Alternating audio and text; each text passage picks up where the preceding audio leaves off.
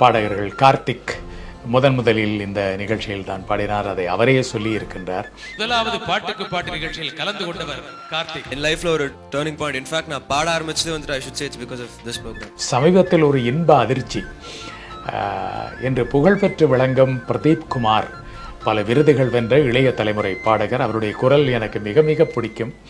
அவர் ஒரு இலக்கிய தரமுடைய ஒரு இசை தொகுப்பை அவர் உருவாக்கி கொண்டிருக்கின்றார். அதிலே அந்த உரை பகுதி என்னுடைய குரலில் ஒலிக்க வேண்டும் என்று விரும்பி என்னை அழைத்தார்.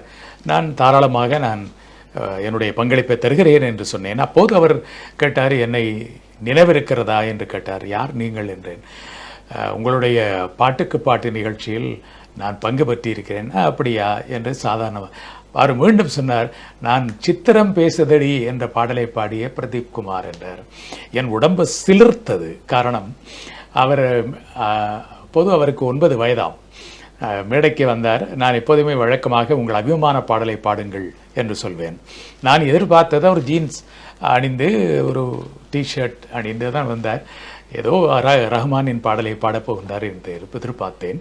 ஆனால் அந்த சபாஷ் மீனா படத்தில் சித்திரம் பேசுதடி என்ற பாடலை அந்த கர்நாடக இசை நுணுக்கங்களோடு அந்த வயதில் அந்த நுணுக்கங்களை அந்த கமகங்களை அவதானித்து பாடுவது என்பது மிகப்பெரிய ஆச்சரியம்.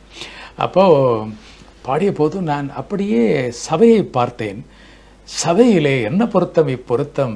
அந்த பாடலை இசை அமைத்து உருவாக்கிய இசையமைப்பாளர் டிஜி லிங்கப்பாவையே முன்வரிசையில் அமர்த்திருந்தார்.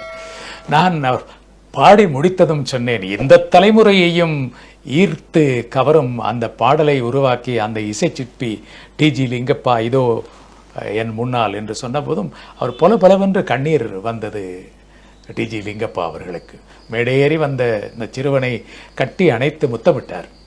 அது என்னால் மறக்க முடியாத ஒரு சந்தர்ப்பம். அந்த பிரதீப் குமார் இத்தனை ஆண்டு காலம் கழித்து இந்த இளைய தலைமுறையின் நம்பிக்கை நட்சத்திரமாக ஒரு பாடகராக நானும் விரும்பி கேட்கும் அவர் பாடிய தலைகோதும் இளம் காற்று என்ற ஜெய்பீம் திரைப்பட பாடலை நான் எப்போதெல்லாம் ஒரு பாட்டு கேட்க வேண்டும் என்று தோன்றும் போதெல்லாம் அந்த பாடலை ஒலிக்க வைத்து அப்படியே மெய்மறந்து கேட்பேன்.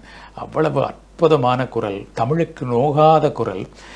ஆனால் என்ன துரதிர்ஷ்டம், இப்போதெல்லாம் என்ன பாடலை யார் பாடினாலும் கூட நேயர்கள் அவர்களை நினைவில் நிறுத்திக் கொள்வதில்லை. காரணம், எந்த ஒரு வானொலியிலும் பாடலை பாடியவர் யார் என்று கூட சொல்வதில்லை. அந்த பாடல்கள் என்ன படம், யார் இசையமைத்தது, யார் இயற்றியது, எந்த தகவலும் இல்லாமல் அந்த பாடல்கள் அனாதைகளாக காற்றில் வலம் வருகின்றன. அது பெரும் ஒரு துர்ப்பாக்கியமான நிலை.